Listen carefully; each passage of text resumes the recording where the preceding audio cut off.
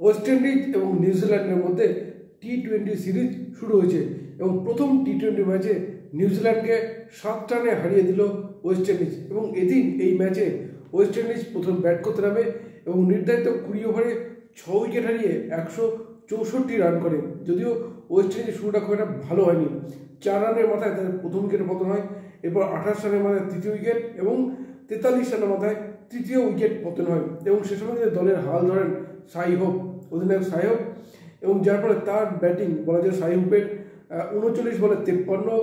Rovman পাওয়েলের 23 বলে 28 এবং Roston চেজের 27 বলে 28 রানের উপর ভর করে ওয়েস্ট ইন্ডিজ তোলে 6 উইকেট হারিয়ে 164 রান।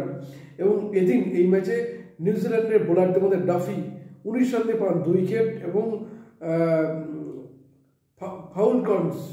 35 রান দিয়ে 2 উইকেট এবং যার ফলে নিউজিল্যান্ডের সামনে লক্ষ্যমাত্রা দাঁড়ায় 165 রানে। এরপরে খেলতে নামে নিউজিল্যান্ড এবং নিউজিল্যান্ডের ওপেনিংটা কিন্তু খুব একটা খারাপ হয়নি, 30 রান ওঠে ওপেনিং জুটিতে এবং টিম রবিনসন এবং কনওয়ে জুটিতে এবং তারপরে প্রথম উইকেটের পতন হয়, এরপর 48 রানের দ্বিতীয় উইকেটের পতন,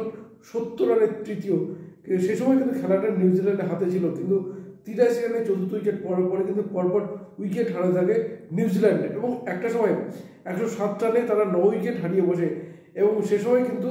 নিউজিল্যান্ডে খেলার হার ধরেন মিচেল সার্টনার এবং তার 28 বলে 55 রান একসময় নিউজিল্যান্ডকে জয়ের স্বপ্ন দেখেছিল। যদিও শেষ পর্যন্ত 20 ওভারে 9 উইকেট হারিয়ে 157 রান তুলতে সক্ষম হয় নিউজিল্যান্ড এবং এই ম্যাচে টিম রবিনসন করেন 21 বলে 27 রান, কনওয়ে করেন 12 বলে 13, রচিন রবীন্দ্র করেন 19 বলে 21 এবং মিচেল সার্টনার করেন 28 বলে 55 এবং এদিন এই ম্যাচে ওয়েস্ট ইন্ডিজ বোলারদের মধ্যে